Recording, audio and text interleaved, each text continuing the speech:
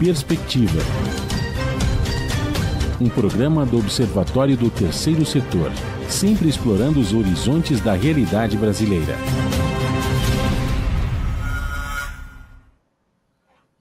Boa tarde, eu sou Joel Scala e está começando Perspectiva, um programa do Observatório do Terceiro Setor que vai trazer informações e as principais novidades do terceiro setor. Ao meu lado, Frank Valverde. Oi, Frank, boa tarde. Boa tarde, Joel. O Brasil bateu a marca de 42 mil presas e assumiu a terceira posição no ranking dos países com mais mulheres atrás das grades, segundo a lista mundial de prisões femininas, que é encabeçada pelos Estados Unidos e a China. Os dados são de 2021. O assunto do Perspectiva é mulheres encarceradas. Participam Juliane Arcanjo, cientista social, pesquisadora do Programa de Justiça Sem Muros do Instituto Terra, Trabalho e Cidadania, ativista na margem das mulheres negras de São Paulo e na Amparar, a Associação de Familiares e Amigos de Pessoas Presas. Oi, Juliane, seja muito bem-vinda ao nosso programa. Muito obrigada, prazer estar aqui. Participa também Solange Senese, cofundadora e diretora executiva do Instituto Ação pela Paz. Oi, Solange. Seja muito bem-vindo ao nosso programa e obrigado pela entrevista. Obrigada, um prazer estar aqui, Joel, um prazer estar aqui, Franklin. Você também, Juliane. Antes de começar a nossa entrevista, vamos para o destaque da semana. Qual é o destaque da semana, Frank Valverde? Joel, o destaque dessa semana é o seguinte: crise migratória. Pescadores dizem que é comum encontrar corpos nas redes. À medida que cresce o número de imigrantes que tentam chegar até a Europa, atravessando o mar Mediterrâneo, encontra-se uma série de pessoas mortas dentro das suas redes. Isso é o que dizem os pescadores, né? Enquanto que funcionários da União Europeia lutam para conter o êxodo. Uma situação bastante dramática, porque essas pessoas que atravessam o mar Mediterrâneo fogem da pobreza e da perseguição. E isso deixa uma marca trágica, principalmente no litoral da Tunísia. Mais informações sobre essa matéria para todos e todas é possível encontrar no nosso portal observatório3setor.org.br, esse 3 em numeral, Joel. O último levantamento do Departamento Penitenciário Nacional, o INFOPEN, mulheres de 2018, a população feminina encarcerada aumentou 656% entre 2000 e 2016, enquanto no mesmo período a população masculina cresceu em 293%. Em relação às mulheres presas, 45% são provisórias, ou seja, não foram ainda julgadas.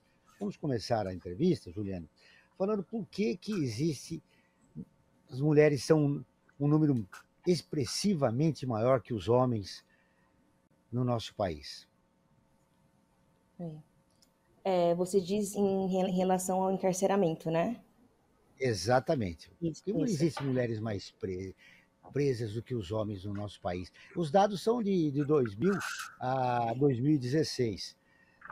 Acho que a primeira pergunta é: mudou esse cenário? Aumentou de 2016 até agora? O cenário ele não mudou drasticamente, mas a gente teve algumas pequenas mudanças. Efetivamente, o encarceramento de mulheres teve uma leve queda. Hoje a gente tem, você falou 42 mil, né? Mas os últimos dados atualizados, eles falam que a gente tem hoje uma massa feminina encarcerada de 45 mil mulheres. E proporcionalmente, nós temos mais mulheres presas do que homens. Numericamente não, né? Mas proporcionalmente sim.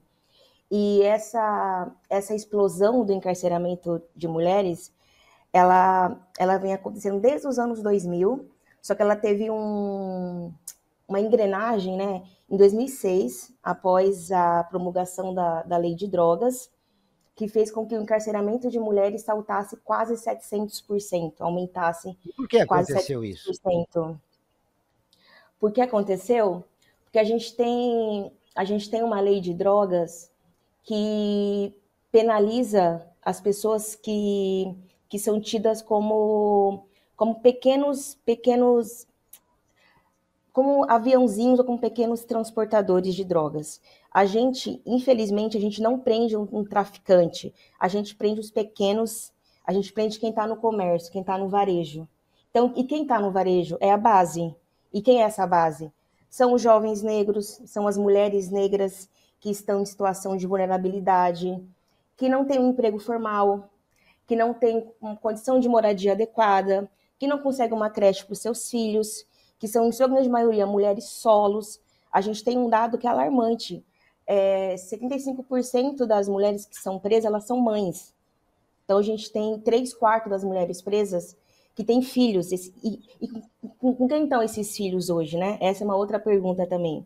Quem cuida dos filhos dessas mulheres que estão presas hoje? Então, a gente tem essa explosão do encarceramento, que é um acúmulo, que é a junção de vários fatores. Crise econômica, uma crise econômica que a gente fala que é já secular no Brasil, né? É uma crise, mas ela sempre existiu. Então, não é uma crise, né? Mas, enfim.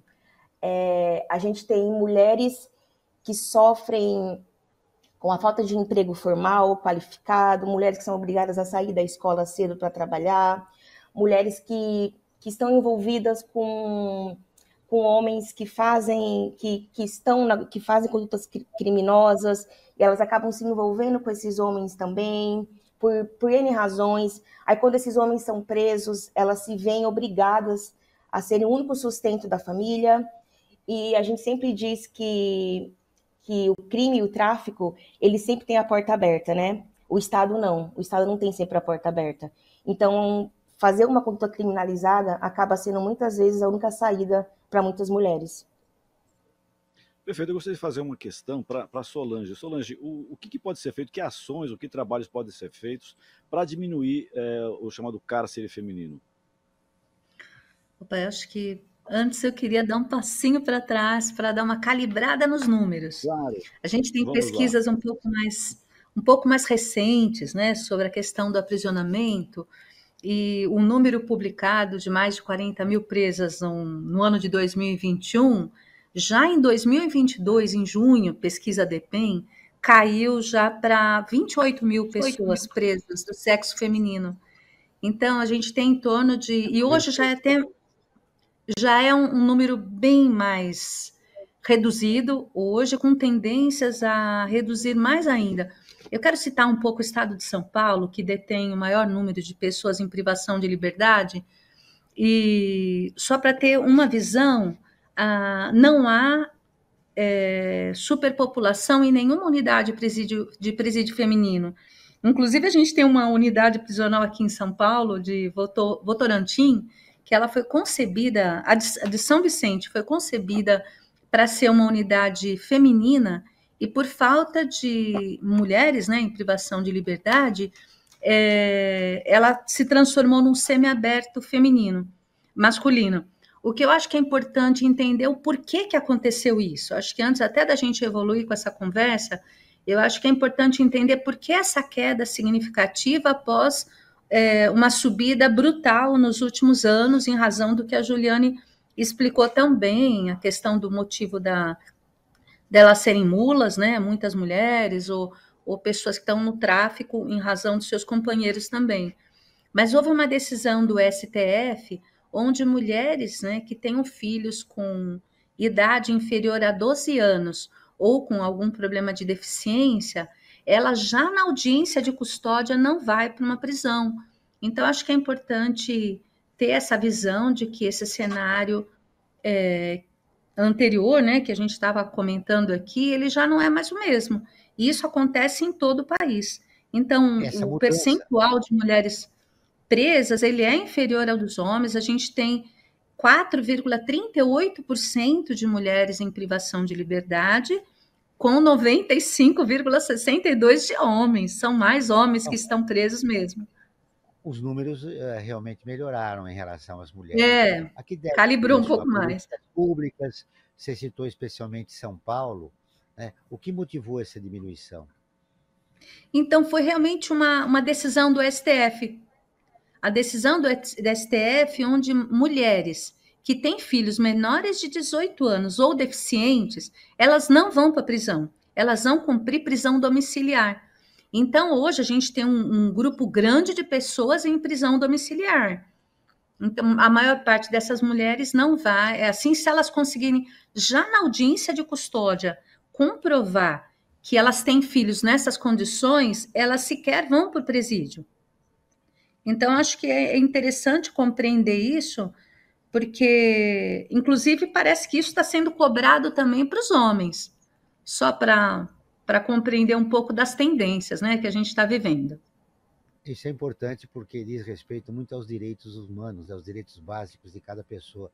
E não importa se ela esteja presa ou não, tem que ser preservado os seus direitos. Ô, Juliane, eu queria falar um pouco do programa Justiça Sem Muros, do ITTC. Qual foi o papel dele, né, e qual é o trabalho que ele vem realizando nos últimos tempos? Nós estamos Precisa sem ligar o o seu som. microfone, Ai, Juliane. oi? Tá me ouvindo agora? Agora sim, agora sim. Ah, Vamos lá. eu só queria fazer um contraponto com o que a Solange trouxe, pode ser ou não? Claro, fica à vontade. Lógico, então. A Solange falou Faz que para isso, houve. apresentar duas visões distintas a respeito do Ótimo. mesmo problema, no caso, mulheres encarceradas. Realmente teve uma determinação do STF, né? Que foi um HC, que foi interpretado em 2018, que visava dar habeas corpus para todas as mulheres mães, gestantes, lactantes e responsáveis por crianças menores de 12 anos ou com pessoas com deficiência, né? Esse foi um marco muito comemorado pelas pessoas, movimentos sociais, pelas defensorias públicas, porque era realmente uma medida desencarceradora. Só que o que a gente tem são juízes negando esse direito. Ano passado, a gente publicou uma pesquisa sobre prisão domiciliar. E nessa pesquisa, a gente constatou que 85% das mulheres têm esse direito negado na audiência de custódia. Então, assim, não é uma lei, está lá determinado. Juízes, por favor, se essa mulher é mãe de crianças menos de 12 anos, ela tem direito a não ficar na preventiva, e sim ir na prisão domiciliar. Mas apenas 15% dos juízes cumprem essa determinação. Né? O que explica essa insensibilidade da justiça? Vários fatores, muitos fatores. A gente tem um fator muito corriqueiro quando a gente fala de encarceramento de mulheres, quando a gente fala de julgamento de mulheres. A gente tem um julgamento moral quando a gente fala de mulheres. Quando a gente fala de mulheres mães, esse julgamento moral é muito maior. Porque uma vez que você é mãe, você tem que cumprir alguns requisitos, certo? Requisito de ser dócil, requisito de ser uma mãe honesta, todos os requisitos moralizantes que estão relacionados à própria maternidade. E quando essa mulher faz uma conduta criminalizada, essa mulher foge desse estereótipo. Então, ela não é a mãe perfeita para esses juízes, né? Ela não é a mãe que deveria ser, que é adequada para cuidar dessas crianças. Então, esses juízes, muitas vezes, a gente fez uma análise de sentenças, esses juízes falavam muitas vezes, você não é uma boa mãe, porque se você fosse uma boa mãe, você não teria ido para o tráfico, ou coisas do tipo, teu filho vai estar melhor abrigado, melhor educado, em um abrigo, por exemplo, e não com você. Então, os próprios juízes têm uma visão do que é maternar muito diferente do que é na realidade. A gente tem inúmeras maneiras de maternar, a gente tem inúmeras maneiras de arranjos sociais e arranjos familiares, né? E isso escapa, seja de forma voluntária ou não, para esses operadores do direito, né? Para os juízes, para os magistrados. É uma visão que foge da realidade, né? Isso, exatamente. Uma visão idealista do que deveria ser, mas que na realidade não é, porque nós vivemos num país profundamente desigual. Vamos agora ouvir a Rádio ONU,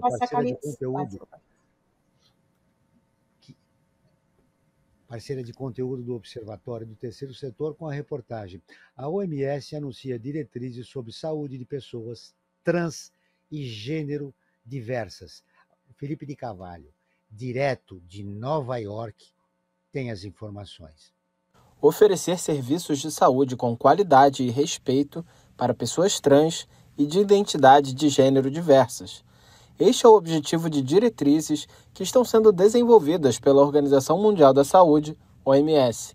O documento será preparado por um grupo de especialistas com integrantes de todas as regiões da OMS e fornecerá evidências para orientar intervenções de saúde. A iniciativa é focada em 5 eixos: cuidados de afirmação de gênero, incluindo o uso de hormônios, capacitação de profissionais de saúde em assistência inclusiva, atenção a vítimas de violência interpessoal, políticas públicas e reconhecimento legal da autoafirmação de gênero. O grupo de especialistas inclui gestores, profissionais de saúde e membros das comunidades afetadas. Eles atuarão em suas capacidades individuais, sem cargos comissionados ou qualquer compensação financeira. As reuniões acontecerão em outubro e novembro de 2023, com o objetivo de interpretar evidências, formular recomendações, sugerir estratégias de implementação e destacar lacunas de pesquisa. O trabalho do grupo técnico vai levar em conta benefícios, danos, viabilidade, equidade, aceitabilidade, necessidade de recursos, dentre outros fatores. De acordo com a política sobre conflito de interesses da OMS, membros do público e organizações interessadas podem acessar as biografias dos membros do grupo técnico que trabalhará neste plano de diretrizes e informar a OMS de seus pontos de vista sobre eles. Da ONU News em Nova York, Felipe de Carvalho. Liane, como as prisões no país tratam a pessoa trans?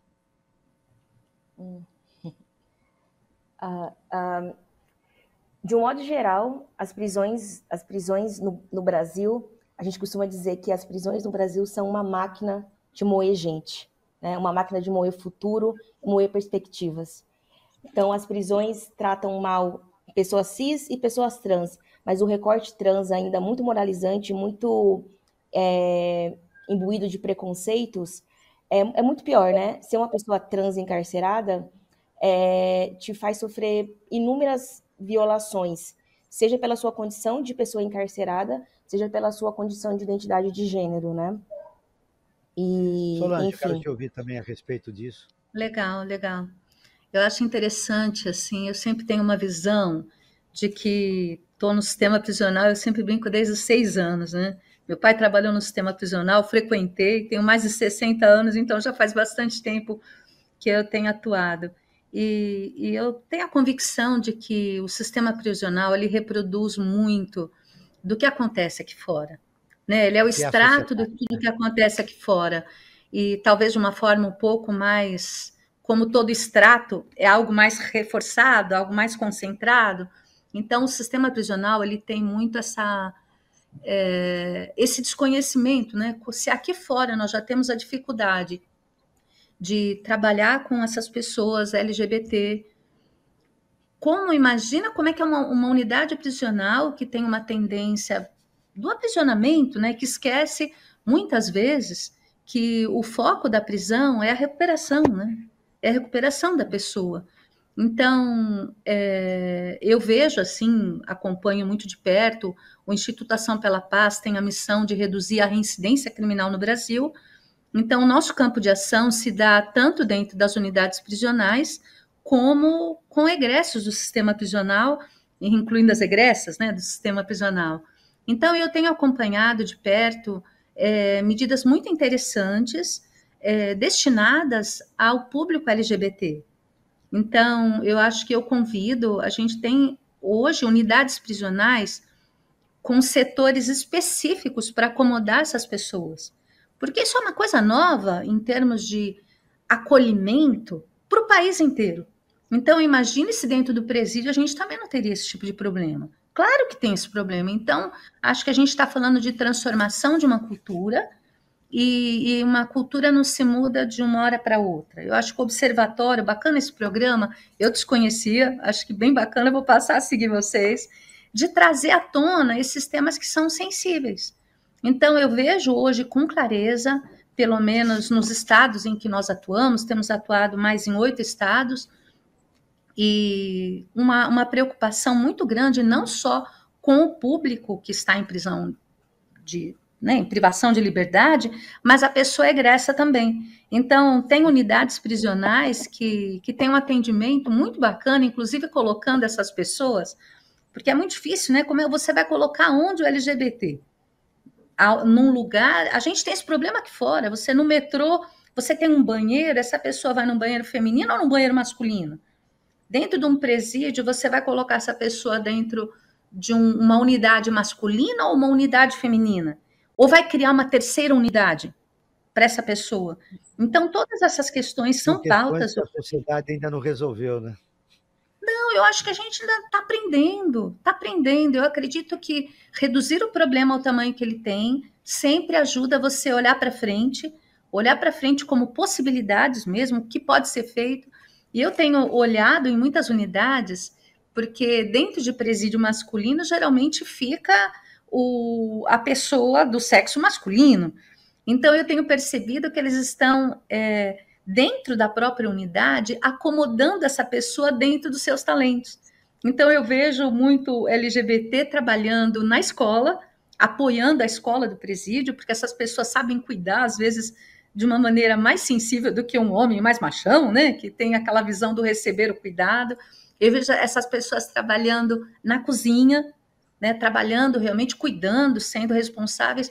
Fui visitar vários presídios onde nós temos parceria, onde nós desenvolvemos projetos, e eu chego a me emocionar com o respeito que essas pessoas são tratadas pelos próprios reeducandos. Então, eu acho que existe um movimento, Paulo, né? não só São Paulo, esse eu estou falando é do Nordeste, um que eu estou me lembrando aqui, foi um presídio... Né? Isso? 8 estados? Oi? São 8 estados? Nós estamos em 8 estados. Eu quero te ouvir um pouco mais sobre isso ao longo do programa. Agora, nós vamos apresentar, Solange, a enquete da semana. Nós realizamos uma enquete no Observatório a respeito do tema do programa. Não é isso, Franklin? Exatamente. É uma enquete, ou seja, não tem base científica, né? Não é uma pesquisa científica, mas serve, como eu digo sempre, para nós termos a noção da temperatura do tema que está sendo debatido nos nossos programas aqui na Rádio Brasil Atual. E para o programa de hoje, nós realizamos a seguinte questão. Você sabia que o Brasil é o terceiro país com mais mulheres presas no mundo? E olha só o resultado, Joel. 22% disseram que sim, contra 78% que disseram que não. Ou seja, há que ser feito um trabalho de conscientização da real situação que vive as mulheres encarceradas, né? Porque a sociedade não tem noção da gravidade do problema. Na sociedade, né, Frank? Exatamente, não tem essa noção, né? Não tem a noção, porque só 22% que tiveram, que sabem que o Brasil é o terceiro país em encarceramento de mulheres. Né? E dentro da nossa enquete, nós também abrimos uma possibilidade para quem nos acompanha nas redes sociais, no caso específico aí do Instagram, enviar questões para os entrevistados ou as entrevistadas. No caso aqui, hoje, nós temos duas entrevistadas, a Juliane e a Solange. E nós temos aqui duas perguntas para serem feitas. A primeira foi enviada pela Mônica, né? Agradeço a Mônica pela sua pergunta. E vou encaminhar essa pergunta para a Solange. Mulheres presas têm direito a itens de higiene básica, Solange? Tem sim. Tem sim, tem. Assim como os homens têm direito. Por exemplo, eu vou falar sempre dos estados que eu estou muito próxima para poder não extrapolar lugar que pode ser que não aconteça. Em São Paulo, por exemplo, uma coisa básica para a mulher é utilizar absorvente. Então, aqui, exatamente, por determinação do secretário, eu digo do secretário anterior a esse, e aí isso se mantém, são 2 pacotes, por exemplo, de absorventes com 10 unidades por mês. Antigamente era 1 pacote. E já chegou a ocasião, isso bem no passado, em que as mulheres não tinham isso. Então, aos poucos, essa regulamentação, assim como ela tem acontecido. Eu acho que tem um item que o Franklin tinha perguntado, assim, acho que chegou alguém aqui no público, chegou mais alguém aqui para participar? É a nossa colunista que vai participar daqui a pouco, mas antes... Legal. Eu queria só completar, se for possível, completar um pouco isso, né, com uma pergunta que o Franklin fez um pouquinho para trás. Olhando para frente mesmo, né, o que pode ser feito para essas mulheres? Porque quando você fala nessa pesquisa que quase 80% não tem ideia de que a gente tem um número tão grande de mulheres presas, as pessoas têm uma visão de que as mulheres não estão no crime, né? Porque quem está presa é porque cometeu um crime. Normalmente a pessoa foi julgada ou está dependendo aí de um julgamento, mas ela foi detida porque cometeu um crime. Sempre a gente lembrar que o que leva uma pessoa para a prisão é o crime. E então eu acho que isso até é uma coisa positiva, né? Do ponto de vista de que ainda reconhecem que as mulheres elas cometem menos crime que os homens. E o quanto é possível trabalhar dentro das unidades, oferecendo, por exemplo, qualificação profissional, elevação de escolaridade e, principalmente, fortalecimento dos seus vínculos com os filhos. E eu acho que esse é um ponto muito importante quando você tem uma pessoa em privação de liberdade, é lembrar que tudo aquilo que for acima da pena de privação de liberdade é chamado de sobrepena. E isso não pode acontecer nas unidades prisionais. Então, manter os vínculos familiares, inclusive com o companheiro ou companheira, e os filhos, e mães, e pais, é determinante para que essa pessoa ressignifique sua vida e saia do mundo do crime. Eu acho que um dos grandes objetivos da prisão é reduzir a reincidência criminal, que essa pessoa não continue no presídio. Então, acho que é importante só ter um pouco essa visão mesmo. Obrigado, Solange. Eu tenho aqui uma outra questão para a Juliane, né? Uma questão que foi formulada pelo Edson. Agradeço o Edson por ter enviado a questão. E ele pergunta o seguinte: o que acontece quando uma mulher grávida é presa, Juliane? Como é que fica essa situação dessa mulher grávida? Ela tem uma atenção especial do presídio ou ela vai, digamos assim, uma expressão popular, vai na vala comum de todas as outras? Em um cenário ideal, essa mulher teria uma cela especial para ela, essa mulher teria um acompanhamento médico periódico e permanente, adequado, mas o que acontece, na verdade, é o oposto disso, né? A gente tem atualmente, se eu não me engano, quase 200 mulheres presas, grávidas presas no Brasil, e apenas, se eu não me engano, 15% dos presídios fazem o pré-natal. Eles fornecem esse serviço, né? Então, quando a mulher está presa, ela é uma presa comum. Ela não tem todos os serviços e atendimentos que ela deveria ter pela condição de mulher grávida, né? E a gente também tem, depois que essa mulher tem um filho, ela pode legalmente ficar com a criança até 6 meses. Isso é a recomendação mínima, né? Mas a gente tem mais de 50% das unidades prisionais violando esse direito. Então, a criança é retirada da mãe antes dos 6 meses, o que rompe laço afetivo, o que rompe um laço maternal e também faz com que não ocorra a amamentação completa, né? O ciclo da amamentação completa. Perfeito. Eu também queria aproveitar e, como essas questões foram enviadas pelo Instagram, dizer que todos e todas que quiserem participar nas próximas edições do nosso programa, basta ficar atento à caixinha de perguntas que nós temos no Instagram, que é @observatório 3setor, o 3 em numeral. Faça como 3 milhões de pessoas e acompanhe o nosso trabalho. facebook.com/observatório 3setor, youtube.com/observatório 3setor. Joel. Muito bem, agora sim, vamos com a Marina Pechilivanes. Onde você está, Marina? Boa tarde. Agora a nossa tentativa de contato é com a Marina Pechilivanes. Olá. Como vai, Marina? Tudo bem? Tudo ótimo, muito animada, sempre falando da voz e da vez das novas gerações nos espaços que a gente encontra para compartilhar projetos incríveis que a nova geração está fazendo. Muitas vezes as pessoas repetem as más notícias ou até estereotipam, né? A geração jovem é uma geração nem, muitas vezes é uma geração sem, e que nós, na plataforma de educação para gentileza e generosidade e nessa parceria com o Observatório do Terceiro Setor, nós estamos colocando isso para todo mundo ouvir, para todo mundo Marina. Conhecer. Antes de falar da participação e do Festival BCR, você tem acompanhado no país esses projetos sociais que dão protagonismo aos jovens. Você queria fazer algum destaque de algum desses, nessa sua andança pelo Brasil? Tem projetos lindíssimos, Joel. É difícil privilegiar um, e eu convidaria as pessoas a acessarem gentilezagenerosidade.org.br e conhecerem. A gente deve ter uns 25 projetos sociais incríveis, muitos deles idealizados por jovens, que conseguem articulações até sem aquela preocupação imediata, né? Eu preciso ter dinheiro para fazer alguma coisa. Essa nova geração precisa ter ideia e rede de articulação para fazer as coisas acontecerem. Projetos com voluntários no Brasil e fora do Brasil. Tem realmente projetos lindíssimos E a recomendação é que as pessoas acompanhem mais de perto e se inspirem. Nesse protagonismo do jovem brasileiro. Agora, eu quero saber o Festival BCR. Que novidades você traz? Como foi sua Olha, o palestra? festival foi incrível. Nós fizemos um debate sobre a nova geração de captadores de recursos.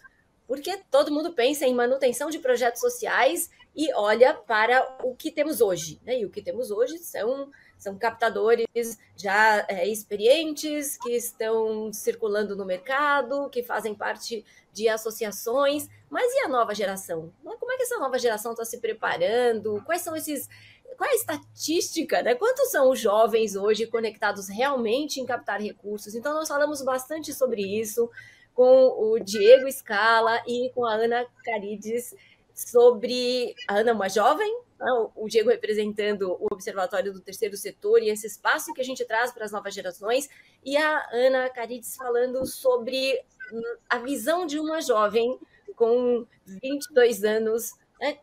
Como ela enxerga essa pressão social e essas perspectivas também. Então, foi uma conversa muito inspiradora. Nós pudemos, nessa conversa, também apresentar todos os jovens, quando você pede para citar um, né?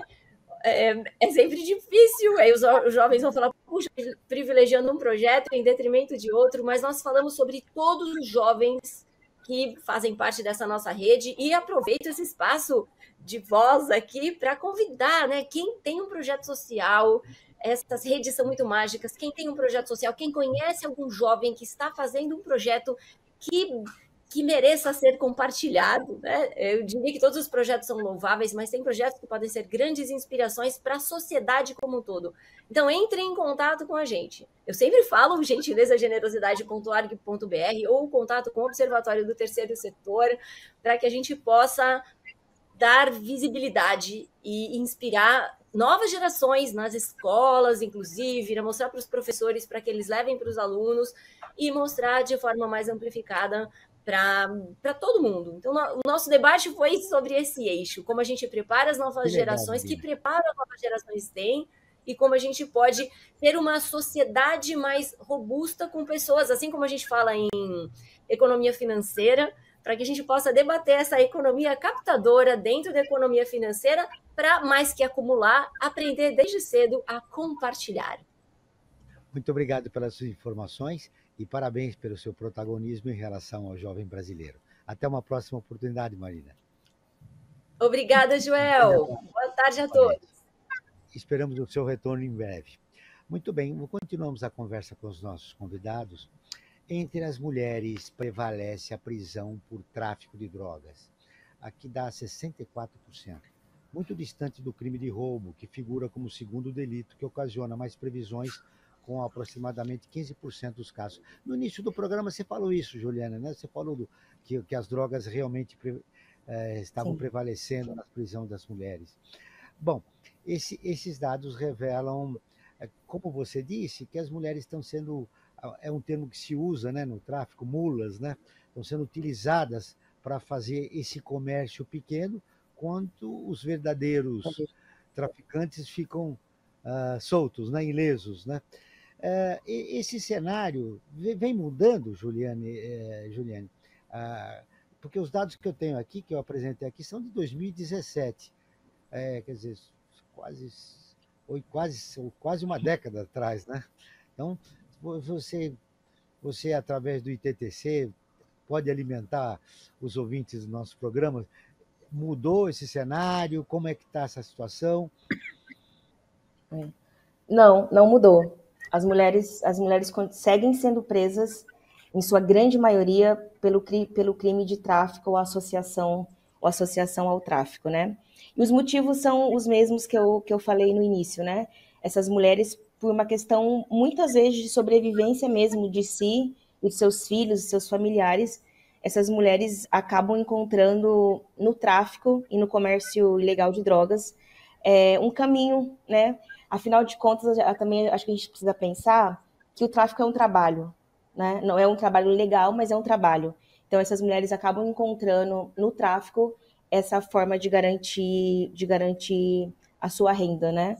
Mas eu falei isso no começo, mas eu acho importante também frisar que essas mulheres, elas não são chefes do tráfico.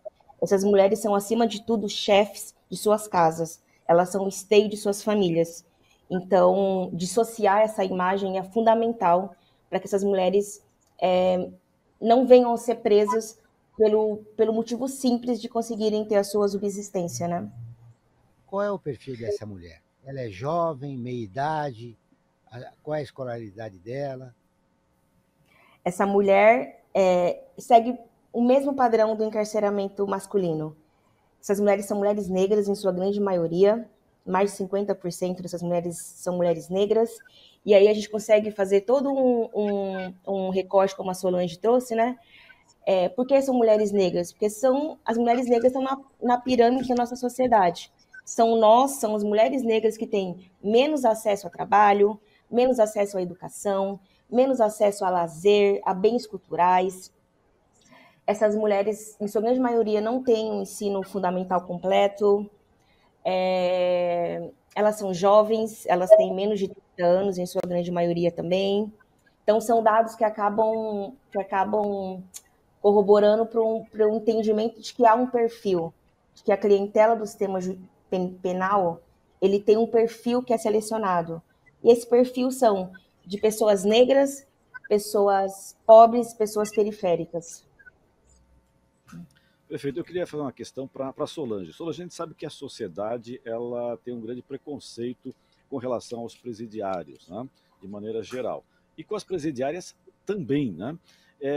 Como é que a gente pode trabalhar para acabar um pouco com esse preconceito? Porque, claro, a gente sabe que a sociedade, sociedade machista, misógina muitas vezes, em muitos momentos, né? Olha a mulher de uma forma até mais preconceituosa, né, com relação a quando ela comete algum crime, do que o próprio homem. Como trabalhar isso para reduzir esse preconceito? Porque as mulheres já sofrem tanto com uma série de questões na sociedade discriminatórias, né? E aí, nesse caso, acaba tendo mais discriminação ainda. Como é que a gente pode trabalhar para mudar essa relação de discriminação com a mulher encarcerada ou ex-presidiária? Acho que sempre a gente tem que pensar em todas as pontas desse trabalho, né? Nossa preocupação é muito grande aqui quando a pessoa ainda está em privação de liberdade, mas quando ela se torna uma egressa, o problema volta, a vida anterior dela volta com grande chance dela retomar o que ela fazia, né? Então, acho que a informação é um ponto de partida para que as pessoas conheçam essa mulher, deem visibilidade para ela e ampliem suas oportunidades. E já dentro das unidades prisionais, uma prática que tem funcionado, independente da questão de gênero, é colocar essa pessoa que cometeu um crime e foi para o presídio no centro da solução do problema. Então, eu acho que de não ter a visão de vítima, mas ter a visão de protagonista do seu processo de recuperação.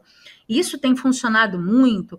Acreditem que a pandemia, com todas as perdas e o sofrimento que a gente viveu, acho que ainda isso é muito refletido até hoje, a gente, aqui pelo Instituto Ação pela Paz, tivemos uma oportunidade de desenvolver, com a impossibilidade de entrada de pessoas de fora nos presídios, o que foi ótimo, porque o índice de pessoas que foram contaminadas dentro de presídios foi infinitamente menor do que das pessoas aqui fora, né? Nós começamos a desenvolver projetos de caráter psicossocial. Então, eu acho que tão importante quanto conscientizar as pessoas aqui de fora do papel da mulher, da sua importância na sociedade como uma pessoa trabalhadora, chefe de família, é desenvolver com elas, né, e não para elas, mas desenvolver com elas projetos que ampliem o autoconhecimento, que elas saiam muitas vezes num papel que elas ficaram desde criança como vítimas da sociedade. Às vezes vítimas de pais autoritários, uma escola ruim, de um marido autoritário, sofrendo violência. A hora que essas pessoas percebem a sua força, elas conseguem ser o protagonista da própria vida. Então, a gente tem percebido que projetos dessa natureza estão impactando na redução da reincidência criminal. Tanto que, ao sair dos presídios, a gente percebe que aqueles que conseguem aproveitar as oportunidades de trabalho são aqueles que estão mais fortalecidos, que têm seus músculos emocionais mais fortalecidos. Então, eu acho que esse tem sido um grande aprendizado no Instituto Ação pela Paz, que é focar em projeto de autoconhecimento. Porque isso é que faz a pessoa tomar atitude e sair daquele padrão de vida que lhe foi imposto, né? E que ela se colocou de alguma forma. Então, como é que ela sai? Se conhecendo melhor. A gente tem percebido que isso é muito potente, principalmente para as mulheres. Ela percebe o seu Falando em poder. violência, Verdade. falando em violência, como você disse, as mulheres foram as principais vítimas de violência doméstica durante a pandemia. Pois Você é. está acompanhando Perspectiva, um programa do Observatório do Terceiro Setor que leva a você tudo sobre as organizações e informações do terceiro setor. Para acompanhar o nosso trabalho, basta acessar o portal observatório3setor.org.br. Não esqueça que o 3 é em numeral. Agora vamos com a matéria de destaque do portal do Observatório do Terceiro Setor. Sim, Joel. A matéria de destaque é: projeto social usa esporte para impedir que jovens voltem para o crime. Cerca de 21% dos presos no Brasil voltam ao crime em um ano, segundo um estudo do Departamento Penitenciário Nacional, em parceria com a Universidade Federal de Pernambuco, em busca de contribuir com fatores que minimizem a reincidência do ato infracional de jovens. O Instituto do Novo Homem atende e apoia adolescentes em conflito com a lei. A iniciativa visa a redução da reincidência criminal, promoção de oportunidades e melhorias da saúde física e mental, além do desenvolvimento de habilidades socioemocionais e a prevenção da violência e do uso de drogas. Lembrando que a matéria completa está no nosso portal observatório3setor.org.br, e esse 3 é em numeral. E eu queria aproveitar também e perguntar para a Juliane a importância desses projetos sociais na reinserção das pessoas que saem do sistema prisional e que voltam a conviver com a sociedade em liberdade. Qual que é a importância desses projetos sociais, Juliane? Eles são fundamentais, eles são primordiais, eles são imprescindíveis. Infelizmente, a gente tem um Estado que deixa de ser um Estado social e passa a ser um Estado penal, né? Então, ele encarcera. Quando a pessoa sai da prisão, ela se vê muitas vezes sozinha, abandonada, sem perspectiva, totalmente deslocada da sociedade, dos padrões, enfim. E o Estado, mais uma vez, nega a essa pessoa o direito dela se reinserir novamente, dela ser um humano produtivo economicamente, né? Então, esses projetos sociais, eles vêm tampar essa lacuna, eles vêm preencher esse vácuo que o Estado deixa mais uma vez na assistência, na profissionalização e na educação das pessoas regressas, né? Sem esses programas, o número seria muito maior de pessoas reincidentes, né? Com certeza.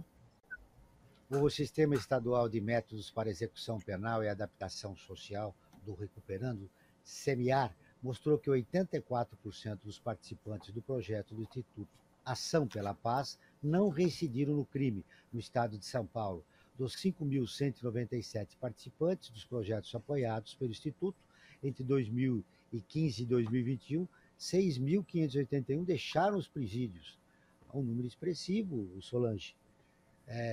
E quais as medidas que podem ser tomadas para continuar com esse tipo de projeto e aumentar, né, o atendimento a essas pessoas que estão presas, sobretudo as mulheres encarceradas que estão presas, para que elas voltem à sociedade, né? O sistema de recuperação, né, que é proposto pelo Estado, que na maior das vezes não funciona, mas no caso do Instituto Ação pela Paz, me parece que está indo bem.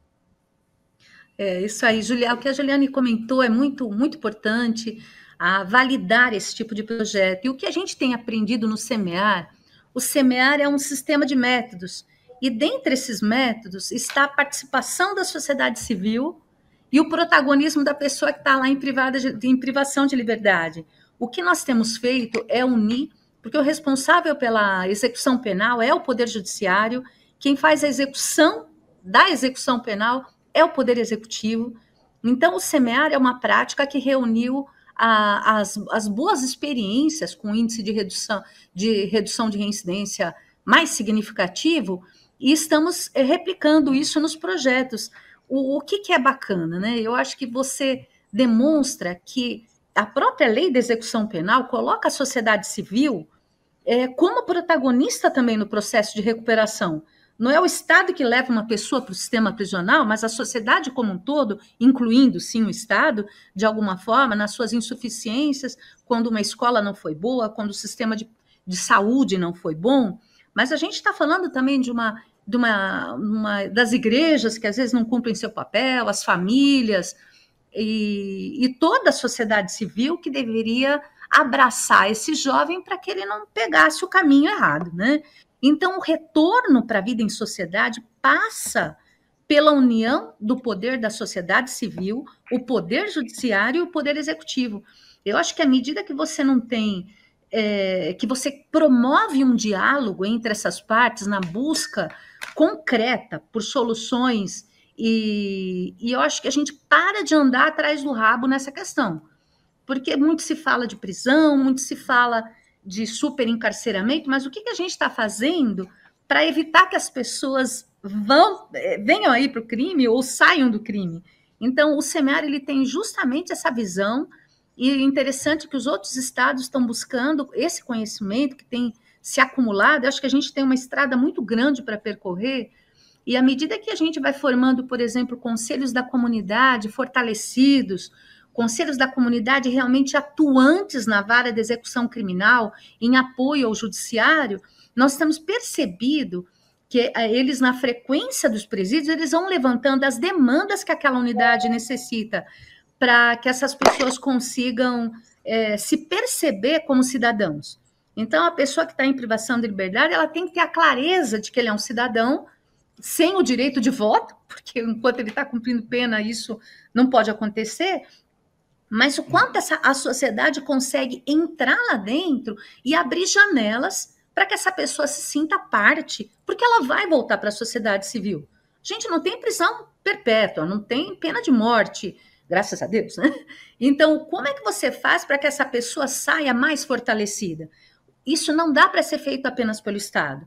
O Estado, ele pode se esforçar, mas ainda assim ela é insuficiente. E a lei de execução penal, ela tem essa perspectiva da participação de toda a sociedade. Então, a gente está falando de participação efetiva, para isso tem que ter um espaço. Uma das coisas que nós temos feito é promover esse diálogo e abrir o espaço. O Estado, ele sempre sinaliza para nós quais são os espaços de contribuição. Então, eu tenho inúmeras pessoas que são voluntárias, acho que o papel do voluntário é muito importante, a pessoa em privação de liberdade, ela percebe isso. Eu vejo no estado de Minas Gerais, as APACs, né, que é um modelo alternativo de unidade prisional, que o índice de reincidência é de apenas 15%, o quanto ali dentro a sociedade civil tem um papel efetivo. Então, dentro dos nossos aprendizados, eu acho que o papel do Estado está em abrir espaço para a sociedade civil, para que ela tenha uma ação responsável dentro da unidade prisional.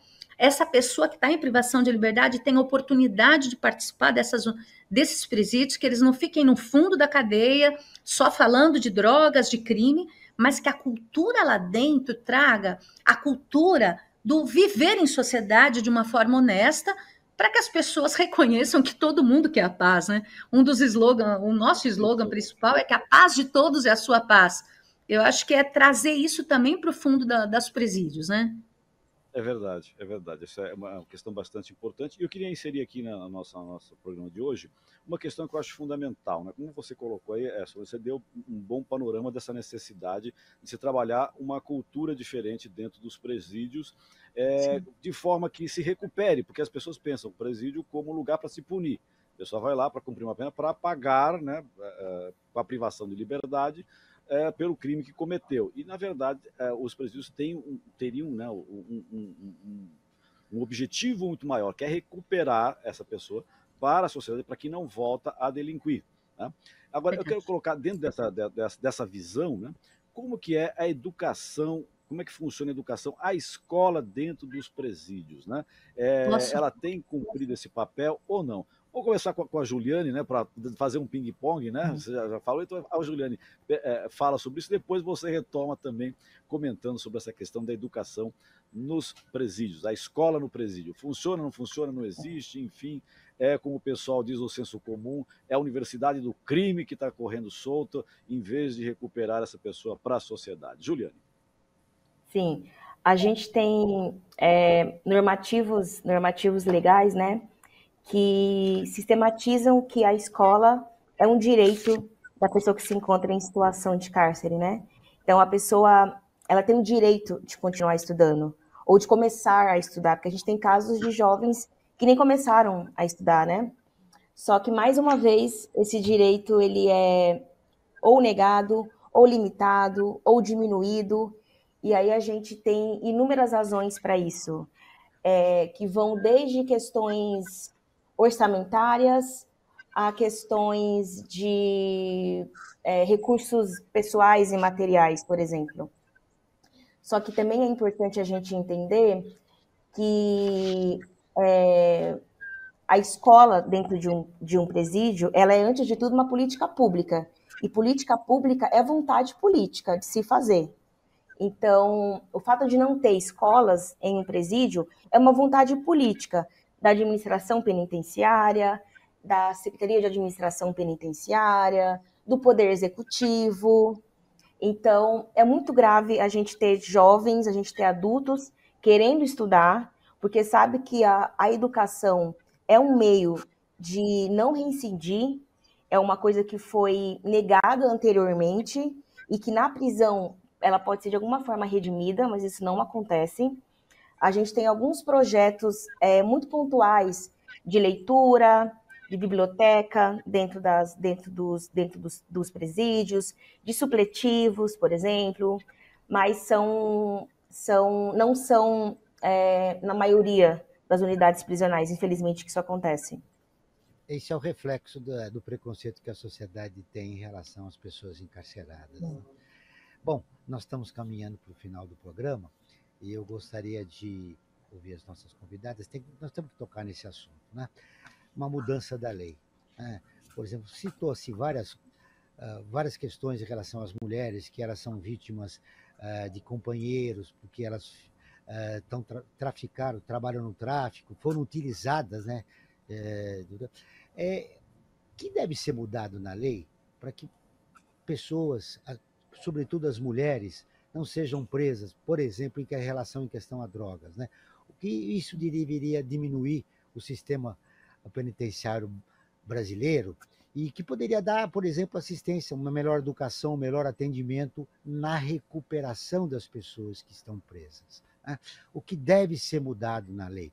Eu pediria que nossas convidadas respondessem rapidamente, porque nós estamos caminhando para o final do programa, e eu também quero uma pergunta para vocês concluírem aquilo que de mais importante vocês gostariam de deixar registrado. Eu posso começar com você, viu, o Solange? O que deve ser mudado na lei para que não se pensa, por exemplo, se discute na sociedade a liberação das drogas. Por que as mulheres são presas em relação às drogas? Deve-se mudar a lei em relação a isso ou não? Quero sua opinião. Eu acho que é importante regulamentar. Eu acho que esse assunto, o tema drogas, tem que ser tratado com mais seriedade, não só no Brasil, mas no mundo. Eu acho que a questão das drogas, ela tem que ser tratada na esfera da saúde pública, com certeza, e é claro que o tráfico tem que continuar sendo punido. As pessoas não podem ser traficantes, porque isso custa muito para o Estado, isso aliena o jovem, mas a questão de regulamentar as drogas e colocar esse assunto como pauta é essencial. Eu acho que a gente está devendo isso para o mundo, não é só no Brasil. Tem institutos que trabalham com muita seriedade, Instituto Igarapé, conheçam, eles têm bastante produção com relação a isso, e acho que é esse caminho mesmo. Esse caminho não leva só as mulheres, mas leva os homens também para o mundo das drogas, né? É isso, para ser rápida mesmo. Mudar as leis, Juliane? Acho que pego muito o gancho do que a Solange falou mesmo. É preciso pensar em uma nova política de drogas, porque a nossa atual política de drogas, ela encarcera pessoas que estão na base da hierarquia do tráfico. A gente está prendendo pessoas que estão no comércio do varejo, a gente está prendendo jovens com 3 gramas de maconha, a gente não está prendendo quem está fazendo transporte de cocaína em helicóptero. Essas pessoas seguem soltas, essas pessoas continuam aliciando, essas pessoas continuam fornecendo um trabalho para esses jovens e para essas mulheres, né? Seria repensar realmente a lei de drogas, como essa lei de drogas é colocada e como ela é imposta pelos magistrados e pelas magistradas. Agora, fazendo um recorte de gênero, a gente tem marcos legais que são vanguarda no mundo inteiro. Por exemplo, a prisão domiciliar, ela é uma vanguarda. Nós somos conhecidos pelas nossas leis menos punitivistas, mas que, infelizmente, elas não são praticadas. A gente tem um marco legal da primeira infância, a gente tem leis que determinam que mulheres, mães, possam cumprir a sua pena em casa, com seus filhos, com seus familiares. Só que essas leis não são cumpridas. Então, além de repensar a lei de drogas, a gente precisa convencer juízes e juízas a aplicarem uma lei que existe. Que é uma ironia, né? Você convenceu o juiz a cumprir a lei. Isso. Bom, eu quero o seu destaque final, Solange. O que de mais importante você gostaria de deixar registrado no programa de hoje, que nós não perguntamos, e, enfim, rapidamente o destaque final do trabalho do Instituto Ação pela Paz, sobre o assunto mulheres encarceradas. Nós continuamos sendo o terceiro final. Opa, vai editar, né? Eu acho que com relação ao que eu gostaria de destacar como Instituto Ação pela Paz, é que a sociedade civil comece a se preocupar com esse assunto. Esse assunto não é de exclusividade do poder público. O poder público tem suas insuficiências, pode melhorar muito sua performance, mas a sociedade civil ela tem um papel importante. Então, eu fico feliz aí, Juliane, do seu trabalho, né? O quanto vocês têm estado à frente, pesquisando, conhecendo desse estudo. Mas queria também aproveitar para convidá-los a conhecer o nosso site, conhecer as redes sociais. Eu acho que há espaço de contribuição aberto pelo Instituto Ação pela Paz para que as pessoas contribuam com projetos, venham com ideias. Eu acho que a gente tem aprendido bastante, mas tem que aprender a recuperar mais ainda. Então, esse aprendizado do recuperar é algo que a sociedade tem que aprender junto, né? Para aprender é fácil, recuperar é muito difícil. E eu queria aproveitar, se for possível, não sei se vocês estão vendo aqui, eu estou num lugar bem bacana, e eu vi ali com a participação da Marina, ela faz um trabalho assim, junto com as organizações da sociedade civil. Eu queria convidar vocês a conhecer... Isso, a gente queria que vocês conhecessem o Espaço Abrão e Rosa, que é um espaço onde o Instituto fica alocado, e aqui a gente mantém organizações da sociedade civil, muitas delas com dificuldade para ter um lugar bacana para trabalhar. Aqui a gente tem uma organização, inclusive, que chama Serenas, que trabalha com meninas e mulheres em situação de vulnerabilidade, e é muito bacana a gente ver esses exemplos de projetos num espaço onde a gente consegue fazer uma interlocução entre as organizações, e a gente está buscando ONGs para ocupar e dividir esse espaço conosco. Fica aqui na República, próximo da República, venham conhecer. A gente voltaremos a conversar com você para você contar um pouco mais sobre esse trabalho. Eu tenho um minuto agora para a Juliane fazer suas conclusões finais e dar o seu recado. Convido também todo mundo a conhecer o ITTC, que é uma organização que há mais de 25 anos busca garantir os direitos de mulheres presas, de mulheres em situação de prisão, especialmente de mulheres migrantes, mães, gestantes e mulheres que se encontram em vulnerabilidades extremas. O convite está aberto para conhecer o nosso trabalho, apoiar, divulgar e compartilhar. E como reflexão, eu acho que eu deixo a seguinte pergunta: para quem servem as prisões? E se vocês se sentem mais seguros no Brasil, sabendo que existem quase 1 milhão de pessoas presas, que segurança é essa? Prender funciona? É como a Solange disse, a gente prende muito e recupera nada. Então, a questão que a gente precisa pensar é, por que prendemos? Qual é a função da prisão, né, no final das contas? a não ser esse repositório de vidas descartáveis, indesejáveis e não absorvíveis pelo capitalismo ultraliberal que a gente vive hoje. Fechamos com a provocação da Juliane. Para que servem as prisões? O Perspectiva está terminando. Eu quero agradecer a Juliane Arcanjo, cientista social e pesquisadora do programa Justiça Sem Muros do Instituto Terra, Trabalho e Cidadania, ITCC. Ela também é ativista na Marcha de Mulheres Negras de São Paulo. A Solange Senesi, cofundadora e diretora executiva do Instituto Ação pela Paz. Muito obrigado a você que acompanhou o Observatório. Esperamos encontrá-lo em nosso próximo programa. Lembrando que quem sintonizou o programa no meio e quiser ouvir novamente, é só acessar o nosso canal no YouTube ou o nosso portal, youtube.com/Observatório 3 Setor. Este programa foi produzido pela equipe do Observatório do Terceiro Setor. Na próxima quinta-feira, às 16 horas, acompanhe nosso programa Brasil ODS. Na pauta do programa, abelhas e agrotóxicos. E ficamos por aqui, sempre na luta por uma sociedade mais justa, solidária, sustentável e tolerante. Até o próximo programa. Perspectiva. Um programa do Observatório do Terceiro Setor, sempre explorando os horizontes da realidade brasileira.